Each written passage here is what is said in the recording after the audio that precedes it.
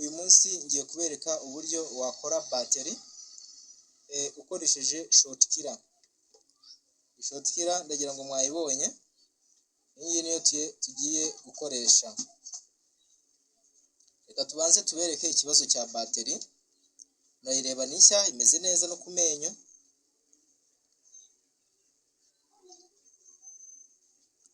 Ariko ntabwo ibasha kwatsa fone.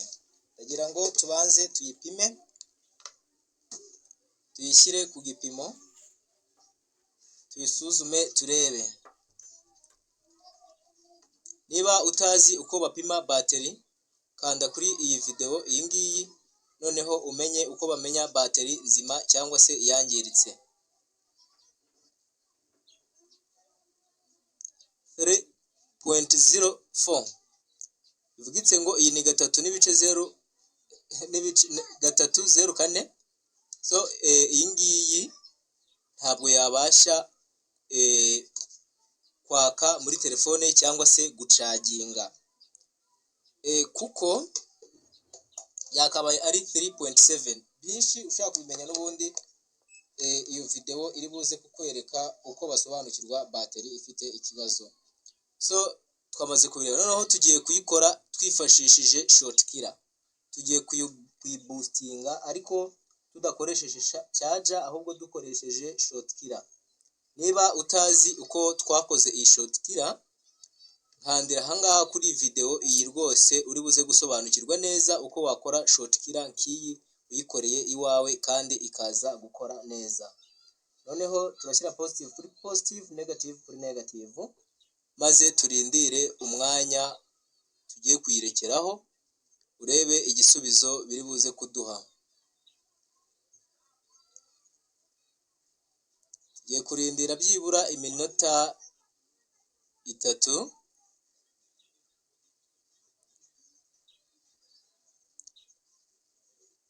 Iyi channel yacu ikibereyeho nta kindi ni ukwigisha abantu bakamenya ibya technology n'ubutekinisi mu buryo butandukanye, kandi mbabwira ko nituva kuri hardware software tuzaba turi hafi kuyinjirira, kandi ndabona biri kuza biza bitwegera kabisa. Turahamya ko muri biriya byumweru bikurikira dushobora kuzatangira kuri email, tukiga email number icyo ari cyo, tukiga uko ikora, tugasobanukirwa impamvu igizwe n'imibare 15, tukiga kuyandika, ubwo kuyandikira muri phone, tukiga no kuyihindura.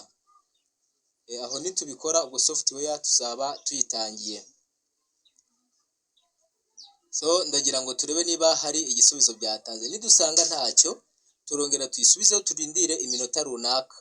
Hari igihe byadusaba gushyiramo pause bitewe no kugira ngo video itaba ndende, hari n'igihe bitarayidusaba. Reka tubanze dutestinge turebe, ubona nubwo ya minota 3 twihaye itararangira. Murareba ko hashize iminota mike cyane.